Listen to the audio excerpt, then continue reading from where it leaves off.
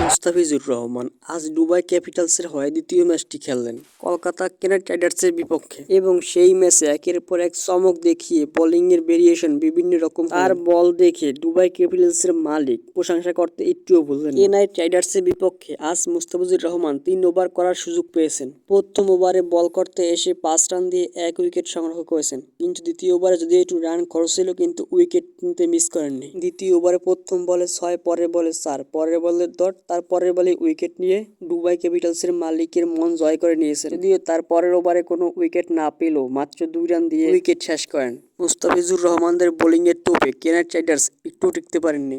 মাত্র 16 ওভারে all out হয়ে প্যাভিলিয়নে চলে যান এবং মুস্তাফিজুর রহমানের দল দুবাই ক্যাপিটালস 90 রানের ব্যাপক পরিমাণ বড় জয় পান। বিশেষ করে দুবাই ক্যাপিটালসের মালিক এবং দুবাই ক্যাপিটালসের ক্যাপ্টেন তাকে প্রশংসা না করে আর পারলেন না মুস্তাফিজুর রহমানের এত সুন্দর বোলিং ভেরিয়েশন দেখে।